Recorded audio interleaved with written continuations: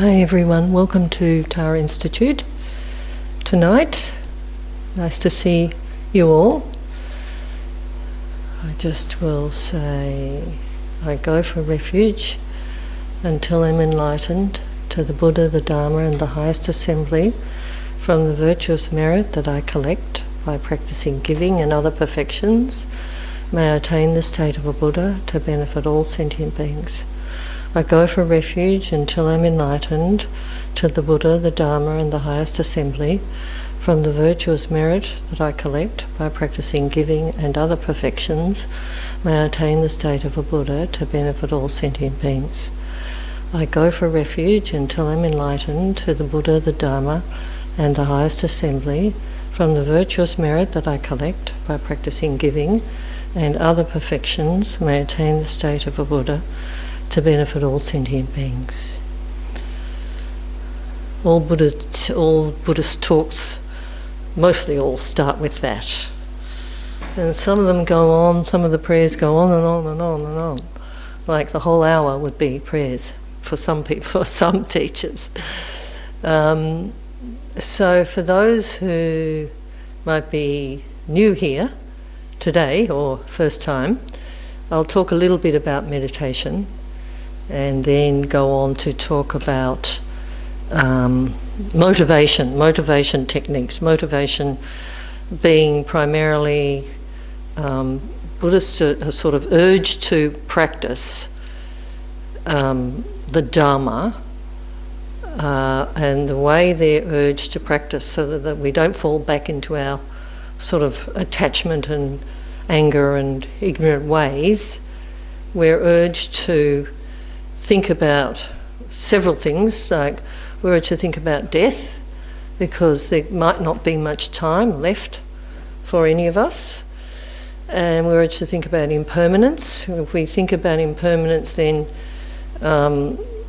we see how things change rapidly, and that's also connected with looking at death. And also what I will talk about is the precious human rebirth, which Geshe Lobsang talked about the other night. But first, a little bit about meditation.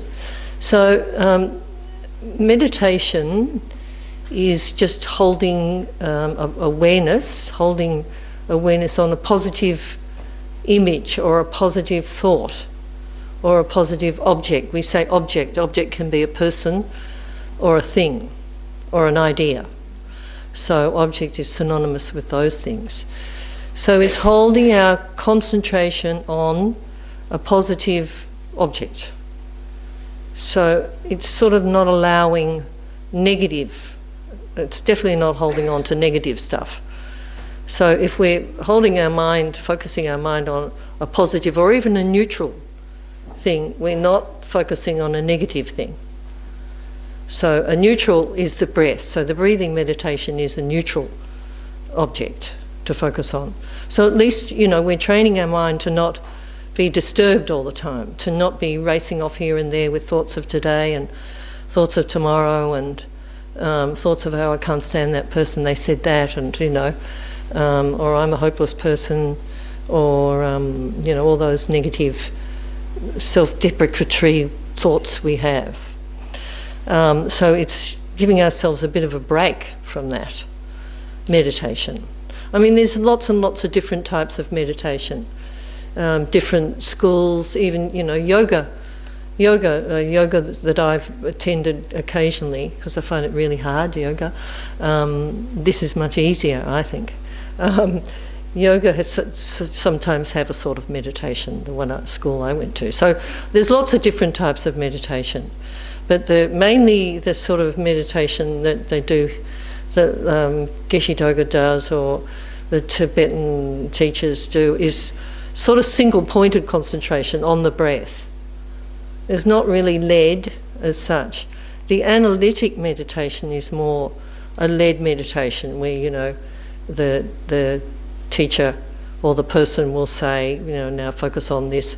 So analytic meditation is more about getting to a state where, say you're thinking about compassion. We get to, through analysis, through thinking that, oh, you know, what is compassion? Right? We think of the definition of it, and then we think, well, why should we? And then, is it possible to have universal compassion? So we analyse through those sorts of steps, and then focus on focus sort of to train our mind to sort of develop within our mind compassion for everybody, even people who've harmed us, even people we think have, done terrible things that don't deserve compassion. And so, because through the steps that we go through, we can see that, and because Buddhists believe in reincarnation, if people have had very negative, harmful actions, they are going to suffer a lot. So they are worthy, everyone is worthy or deserving of compassion. Anyway, so we might sort of then focus on the idea of compassion, and in terms of, like if you are told something, yes, if you hear something, you think, oh yeah, that sounds okay, or, you might think, oh no, yes, parts of that sound okay. Hearing is one way of learning or getting information, and then we sort of might contemplate or think more on a topic or something we're listening to, or we're thinking about, or we're reading. But then meditation is meant to firm it up more in our mind, so it's a deeper sort of level of understanding. So with meditation, sometimes some problems can be that we might get, we might find that, we're really nowhere near meditating, that we've got a lot of disruptive thoughts interrupting, we're not very focused. And that's a common thing, because we've decided to sort of sit and calm our mind, and so we see that it's not that calm. So it's nothing to worry about. We just go back to the topic that, if it's the breath, we go back to the breath. But we don't get all uptight about it, And some people can have strange visions and things like that. That's also, that's also been spoken about or talked about, or I've read about.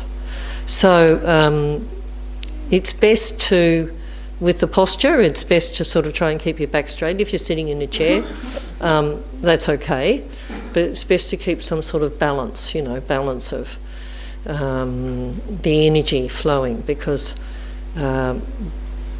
we talk about chakras and wind energy through the body. So that's a sort of more advanced level. So through meditation, we can attain, on a sort of lower, easier level, we can attain some sort of peace of mind, even if it's only for a few minutes. And that we can build on that through meditation. We can build on just getting some sort of relief, even if it's only for a few minutes. And then we can attain other states, such as calm abiding, which is a very advanced practice, but it's possible. There's, there's articles and teachings written on it. And through calm abiding, we then can have a completely focused mind for as long as we want to, on whatever topic we choose. Usually calm abiding is where we have single-pointed concentration, and for as long as we want to. And then through single-pointed concentration, we can use what they call penetrative insight. We can see how things really do exist. We can sort of have more of a focus on how things exist, but they're very advanced practices as well. And we can also, develop tolerance through meditation, wisdom, compassion, love, all those things through meditation. We can get rid of negativities, because we can focus on, we can look at maybe negative feelings we have. Because I think if we don't sort of attempt to meditate, then when we feel annoyed or angry or upset or disturbed, we might think, oh, that's the way to go, that's how I am. We're in it, we're not reflecting on it, we're not seeing it as being harmful to us. But with meditation, we can sort of, if we focus on positive things or even a neutral state of mind, we can come to see that these other things and feelings and emotions we have are not benefiting us, put it that way. So it's good to try, if one's interested in meditating, it's good to do it every day. Just 1 minute, 5 minutes. I find it's better in the morning before I go outside and get the paper and read the paper or have breakfast or anything like that. Because if I don't do it in the morning, I'm probably not likely to be doing it. So, and also every day, because one forgets. Like if you meditate on a Monday and then don't do it till the next Monday, you might have forgotten. You won't be able to build on what happened that previous Monday. I'm not saying everyone has to meditate every day, but if one's interested, that's sort of what's recommended. And it's really good to, to work on that and attain, as Geshe Doga says, a calm mind. That's what we're on about, because if we have a calm mind, then we can sort of see our way through problems. Like some problems we can't solve, and some problems there are solutions, but we get so het up and so sort of upset and disturbed about some things that we don't really see clearly. So we need to have a calm mind, not a blobbed out mind, like it doesn't mean that you don't think about anything. It's that, one can think clearer if one practices sort of meditation, because one's not, going all over the place. All right, well, we'll try some breathing meditation. Now, for breathing meditation, we just try and focus on the breath. We use the breath, and it's sort of single-pointed concentration on the breath. It's not analytic as such. You can choose, whatever sort of breathing technique. One can count to 10. One can count to 10. One can just, and then, start again. Or one can there is one technique where we breathe in through the left nostril and out through the right, and then in through the right and out through the left, and in through both and out through both. One can do that technique. There's also a few other breathing techniques, but we'll just start with this one. So our posture should be, we should be relaxed. Our back straight is good.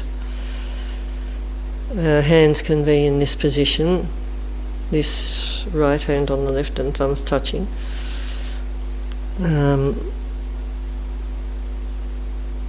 Our shoulders, check that our shoulders are relaxed.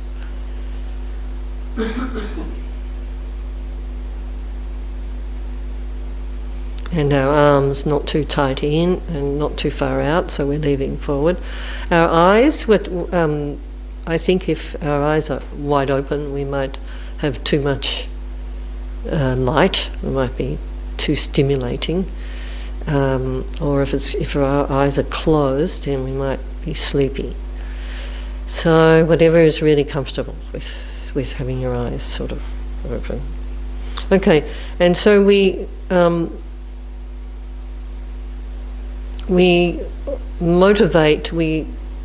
set our motivation, and we can either do the refuge prayer, or we can just motivation is that a thought precedes an action. So if the thought is, I'm going to do this so that I can work on calming my mind, I can have more control over my mind, so that then I can,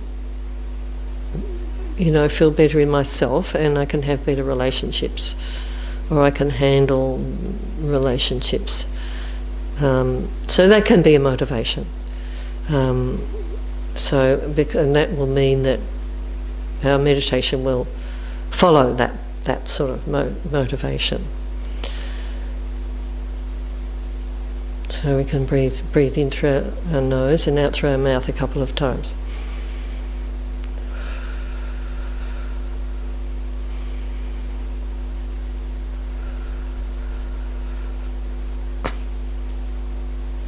Okay, then focusing on the breath going in and out our nostrils in whichever way we choose, and we'll do that for a few minutes.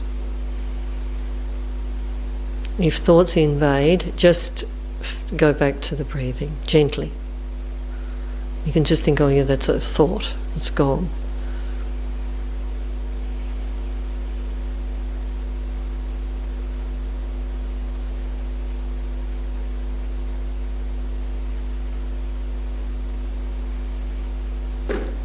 And release any tension that you might have in your shoulders or your back or your neck. Breathe that out.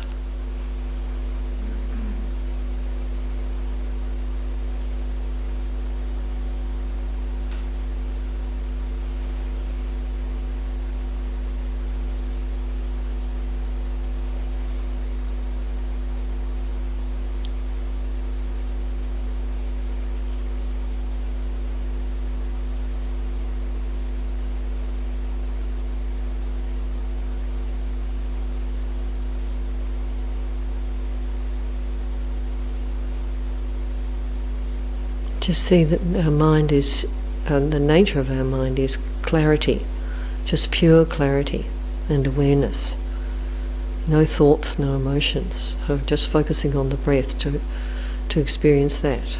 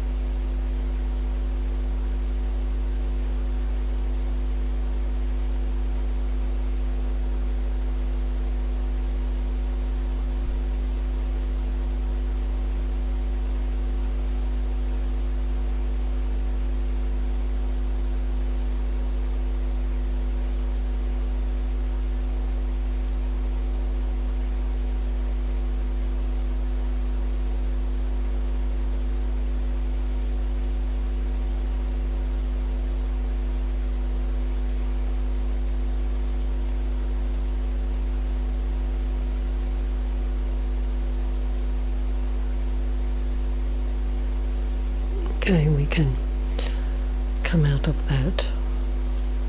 Or relax if you're not already asleep.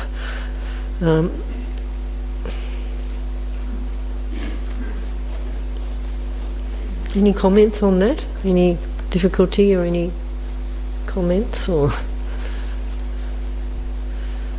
no? So one can practice that, like do a little bit more each day. So yeah, so it's a simple technique, but it is what most of my teachers. The breathing meditation is the main one, because it shows one how to calm down one's mind. So in the Dharma, we're encouraged to. We're very strongly encouraged to practice Dharma. If one goes to a Buddhist talk, one's always encouraged to practice Dharma. And as I said before, Dharma is there's the Buddha, the Dharma, and the Sangha. The Dharma is the teachings of the Buddha, and so Dharma practice is, is to develop positive qualities so that ultimately one can benefit other people. The aim of all Dharma teachings is to become enlightened. And becoming enlightened is important because once one's enlightened, one has the ultimate abilities and capabilities of helping others. But it's a very, to become enlightened, yeah, sure, it's an ultimate aim, and it's good to have an ultimate aim, but in the short term is to develop positive qualities. So we're encouraged to practice Dharma because, it's the only way to go, really, in some ways, for us, to develop our mind and to develop our love and compassion and tolerance, and to get out or to eliminate our suffering. So we're advised to also look at the Dharma as the medicine and the Buddhas as the teacher, and we are the patient because we're suffering from delusions such as anger and attachment. So I talked about anger and attachment the last 2 weeks, and they're part of the 3 poisonous minds. The other one is ignorance, and as I said before, ignorance is not it's not knowing, how a computer works or how a telephone works or those complicated things. It's ignorance of the reality of ourselves and phenomena around us. So, and the other delusions, there's 6 root delusions. They are pride and wrong view and harmful attitudes. So, but ignorance, it all stems from ignorance because we misperceive objects outside of ourselves. And as I said before, objects can be people or things. So we think, as I've said, we think things have these qualities and abilities to make us happy, but they don't.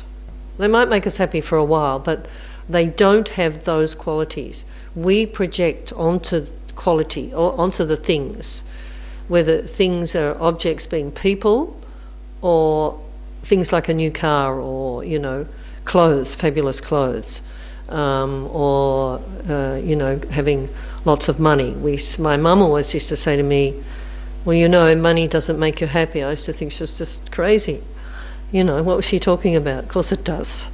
Then I started to listen to a few of the lamas and, so we project these qualities, and the external objects and things don't make us happy. So we're ignorant about that. We don't understand that. We get caught up in that, and we're ignorant about ourselves because we have this feeling, this strong feeling of I, and we think it's sort of, it's like leading us to pleasure and delight. But this strong sense of I gets us into lots of trouble. It's a misperception. We think it's we think it has a life of its own, this sense of I, and this is an ignorant. And when we, under analysis, we can analyse, under analytic meditation, we can see where is this I. You know, we go through the body, scan the mind, scan everything, and we can't find this I. Sure, there's an I sitting here. It's labelled on my body and mind, but this strong sense of I is a sort of delusion. It's the ignorance. So we're ignorant about ourselves. We have this ignorance about ourselves, and we're ignorant about how phenomena exist. You know, it has these qualities. It has these qualities we either can't stand, which causes us to get into terrible problems, or it has qualities that we must have, which doesn't satisfy anyway. So that's the three poisonous minds, and they're part of the delusions. So I thought that I would talk another, as I said before, another motivating factor is to think about impermanence, how things change, how you know, when obviously we're all impermanent, everything is impermanent, everything, minute to minute is impermanent. But also we're motivated to practice the Dharma through thinking about the precious human rebirth. Now it's called precious because I was listening in preparation for this to Lama Zopa. He was talking about the precious human rebirth, and he said even if you have zillions of trillions of billions of millions of dollars, it's still not, that is still not as valuable and precious as this human rebirth that we have. So the precious human rebirth has these 8 freedoms and 10 endowments. It's not just being born human that is the precious human rebirth, because there's how many billion people, 8 or 9 or something. But it's the fact that one can actually be here listening to Dharma teachings that is like you have the opportunity through that to develop all those qualities I was talking about before. So the precious human rebirth is really about not being born. Well, Buddhists talk about different realms, lower realms. So we're not none of us are in a lower realm at the moment, but it's highly likely that we will be next life. This is what we're told. The freedoms are that we are not born in a hell realm, we're not born in what they call hungry ghost realms, we're not born in an animal realm, because none of those realms, beings in those realms cannot practice Dharma. They cannot.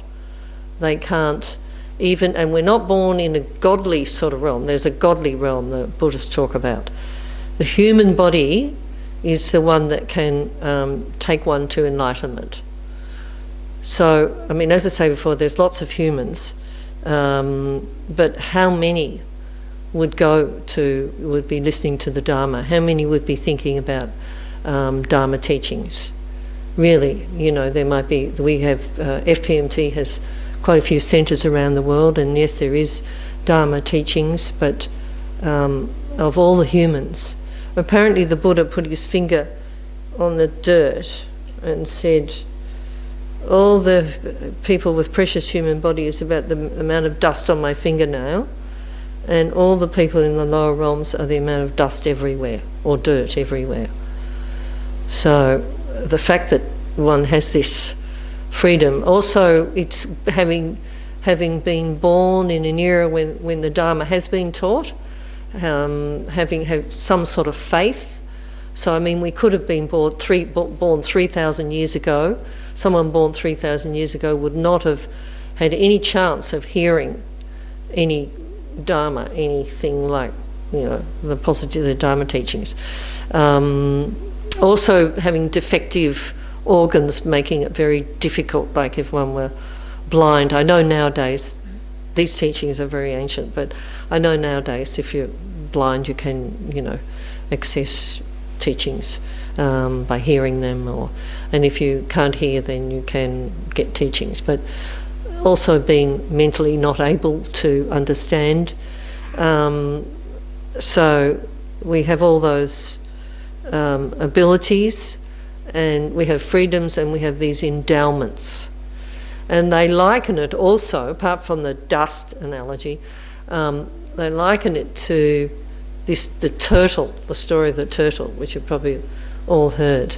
So there's an ocean, a rolling ocean, you know, of waves, and there's a golden ring, a golden yoke, they call it. And there's a turtle that swims around at the bottom of the ocean and only raises its head up once every 1,000 years. And when it happens to raise its head up into the yoke every 1,000 years, or maybe it's, I don't know, more than that. So that's the possibility, that's the rarity of having a precious human rebirth, because the turtle at the bottom, in the swimming around the bottom, is analogous to all the lower realm beings. The yoke is the Dharma, and the ocean is samsara, which we're in. Samsara is us being tied to delusions, us having a body and a mind that experiences delusions. That is samsara. It's not out there. It's sort of, you know, it's our experiences. So we're urged to think seriously about the precious human rebirth, because we have an incredible opportunity. It's much more beneficial than a wish-fulfilling jewel.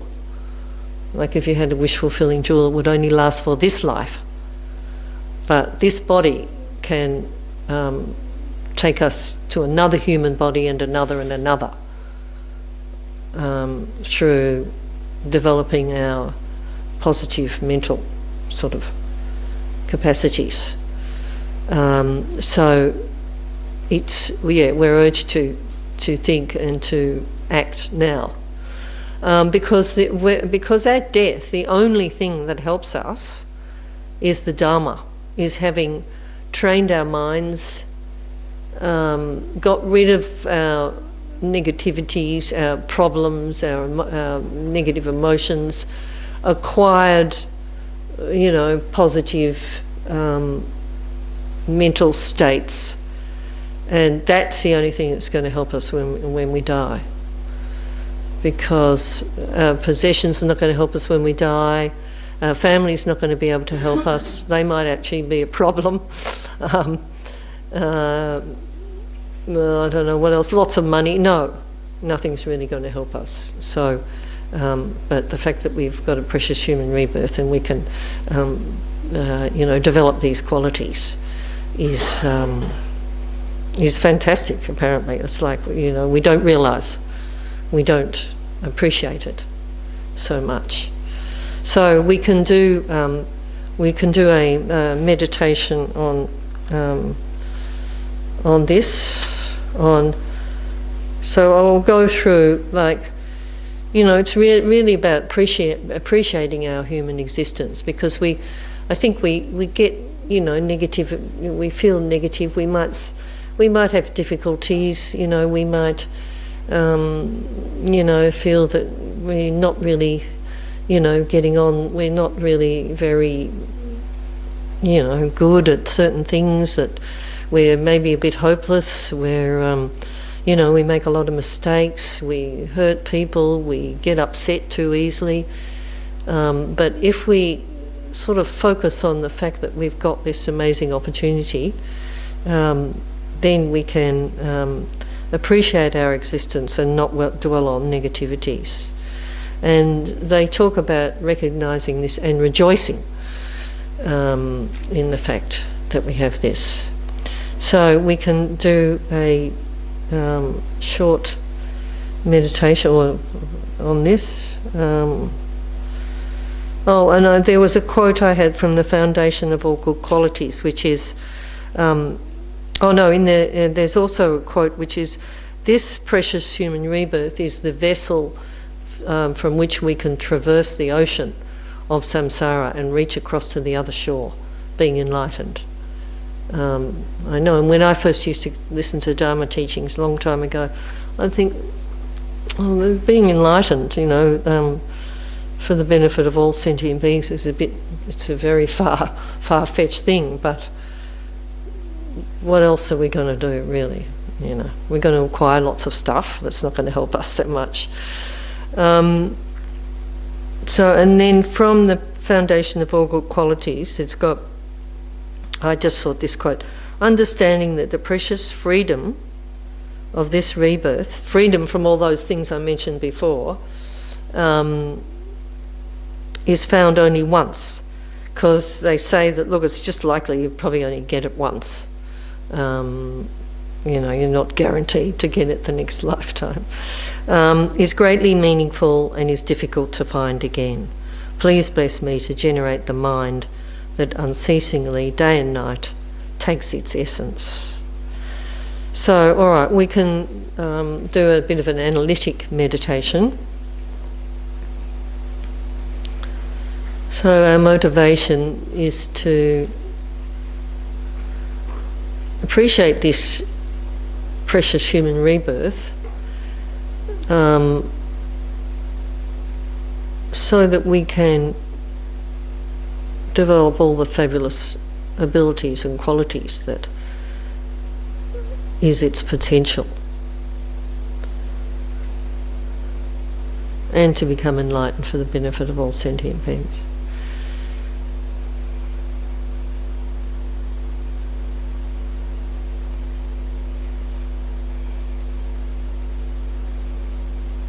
So we focus on our motivation,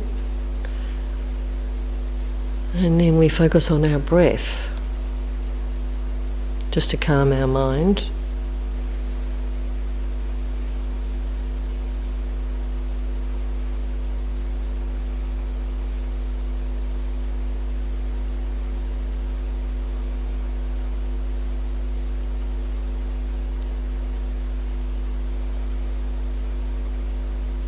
So we focus on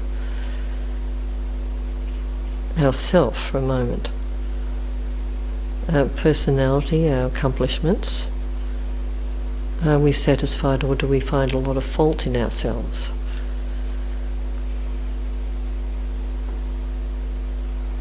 Inadequacy, discouragement or hopelessness.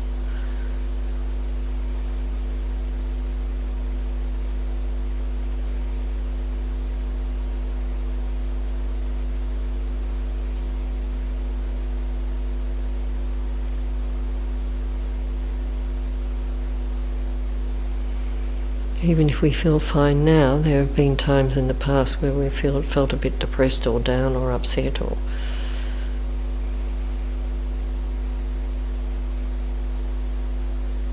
so we determine to get rid of this sort of sense of hopelessness.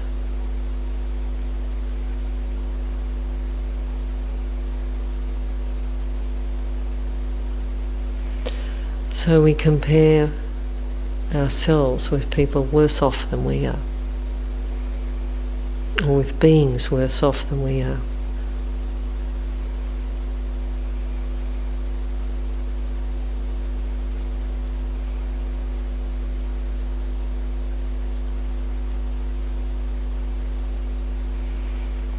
So imagine what it would like to be an animal.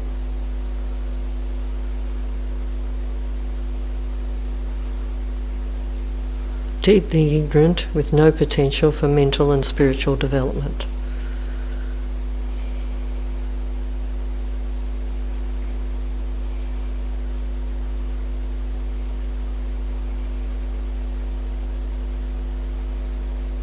Controlled by others, experiencing hunger, thirst, heat and cold, and always in fear.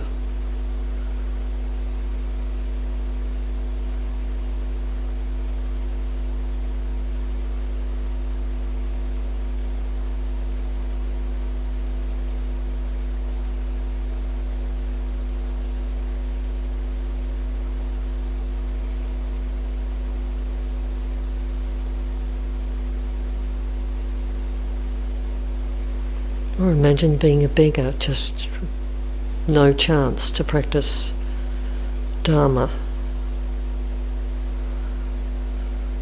homeless person in the city.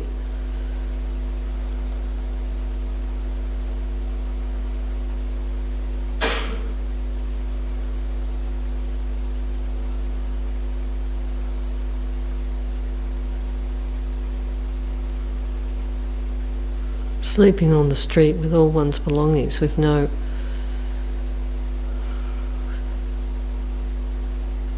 guarantee of not being attacked or abused.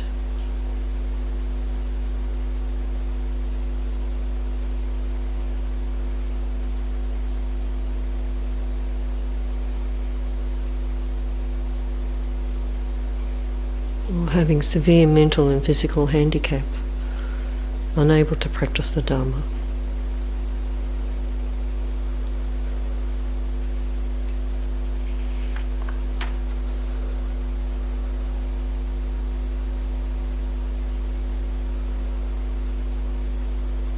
Or imagine living in a war-torn place where bombs are coming and going all the time, where you don't know if the four walls are going to be still standing at the end of the night.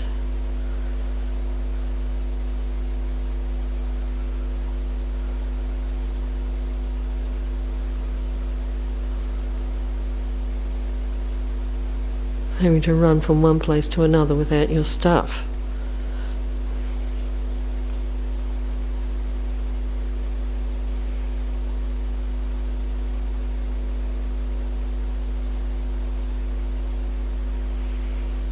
So we can read about these situations, but to put ourselves in these situations is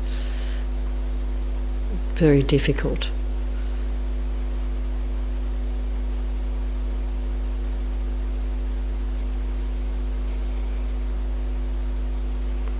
Visualizing and thinking deeply about the plight of the beggar, the fear and paranoia of an animal, the hopelessness of the person in the desert, or in the city, homeless, can be very frightening and painful.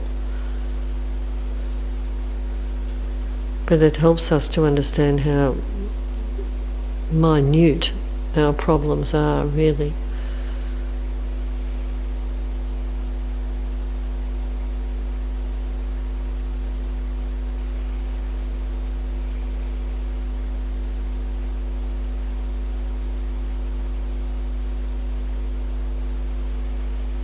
So we should be thankful for what we have and feel compassion for others worse off.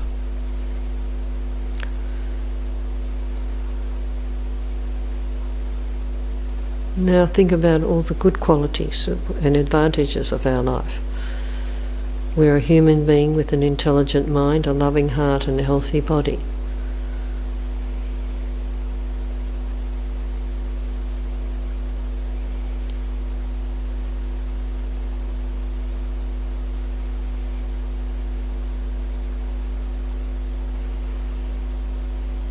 We have supportive family and friends.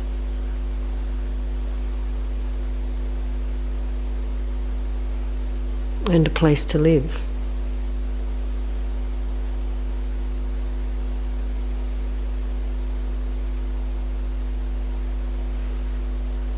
And we have the good fortune to live in a country that doesn't have social and political oppression.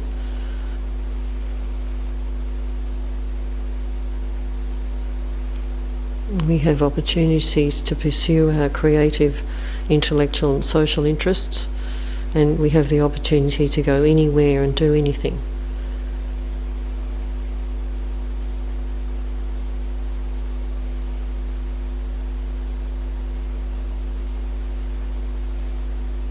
And we enjoy a good standard of living.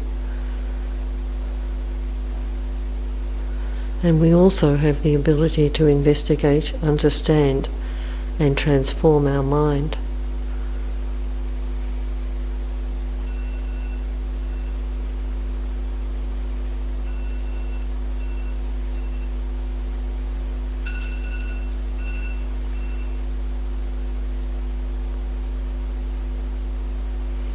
Think how few people on this earth, or even creatures on the earth, share these opportunities we have, these freedoms we have.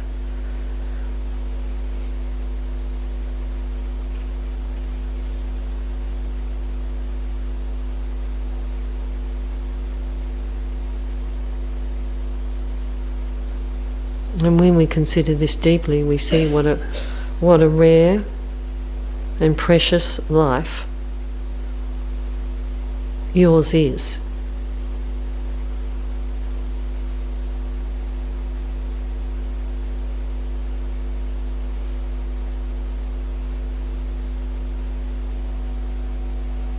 So we must appreciate our great good fortune.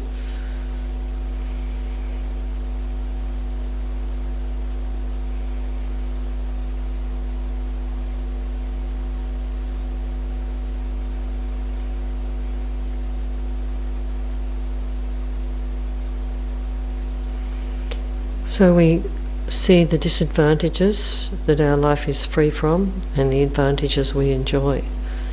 So we decide how best to use our precious opportunities. And we think of all the possibilities open to us. Work, travel, enjoyment, study, and these are only the mundane opportunities.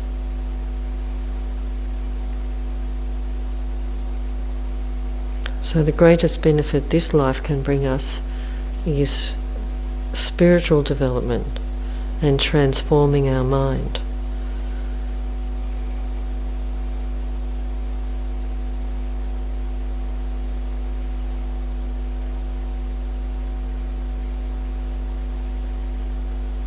We see the limitations of a lifestyle geared solely to materialistic gain and the insignificance of fame, wealth, reputation, sensual indulgence, when compared to the goal of enlightenment.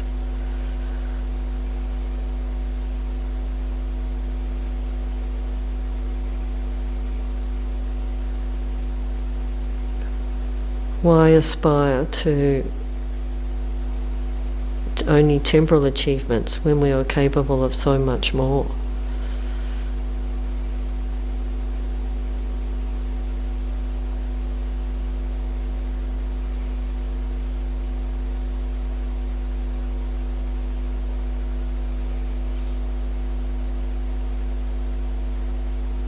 And contemplate the power we have to control our mind.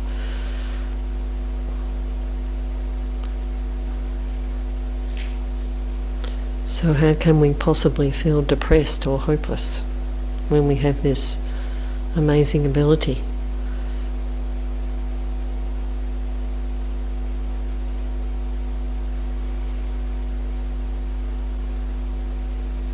So we can dedicate the merit of doing this meditation, the energy and the inspiration of doing it, to the ultimate happiness of all beings.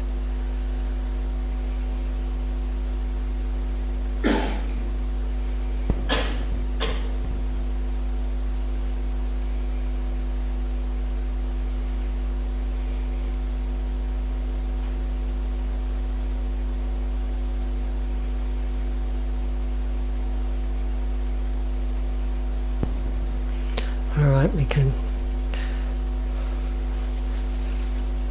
finish that. Are there any questions? That's all completely clear, is it?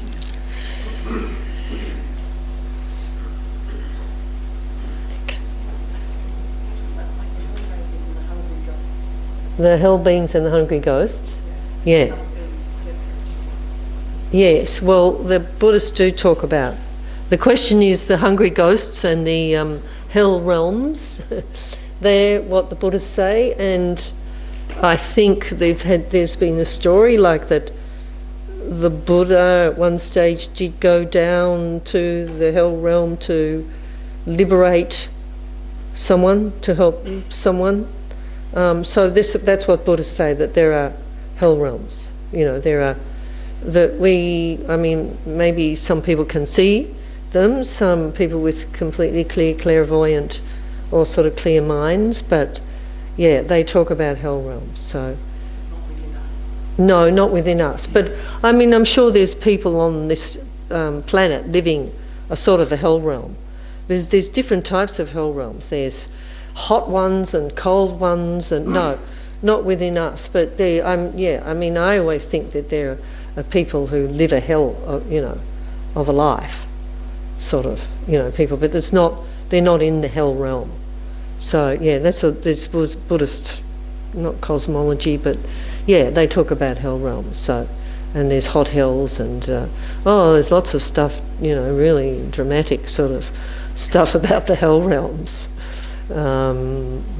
So yeah, but no, within us they would say our problems are our torment, as in hell, is in our mind. In our mind. And the hungry ghosts, well, I don't know, some teachers have said they've seen them around, but they're hungry ghosts. They've got a great big stomach and they're great big fat things, and they've got tiny little mouths, and they're hungry and thirsty all the time, and they definitely can't practice Dharma. So this is Buddhism. And the animal realm, and then there's 6 realms, and then there's the human, which is the 4th. And the animal realm, well, animals can't practice Dharma. I know some of them are cute and good, but if I said to the dog, look, we're going to practice Dharma, he'd be, we're going to be, she'd be just wanting to play with the ball, I don't know. But she was a sort of a very pleasant being. But if they said to the cats, don't kill those mice, they can't do that. So yeah, and then there's a godly realm, two sort of god realms. The godly realms are not desirable either, because they, in those realms, there's so much temptation. Their minds are so full of bliss. They've attained a certain state of bliss, but they then at the time of death they sort of experience a sort of scary premonition. So they don't attain enlightenment in that realm. So human realm, because humans have these chakras and the winds, the channels through the body, and humans can practice Tantra, which enables one to have more control. Tantra is the thing of really being the result is the cause. So one acts as a deity, or practices through emptiness as a deity, and it's meant to be a quicker path, but one can't really attain that path until one has sort of really developed the sutra path, gone through the lam rim. So what's taught mostly here is what they call the lam rim, which is the graduated path to enlightenment. So yeah, only with the precious human rebirth, which we all have. Hey, fantastic. What an opportunity. Any other questions? Is that okay about the hell realms? It's external. Yes, it's external. Yeah, no, we're in the human realm. Don't worry. Yes? Was there sound out there, Neil? I just said some. Yes, some of us. Yes, some of us. Very few, apparently. So, all right, well, I'll let you go, and there's cake and tea, if you would like, in the dining room.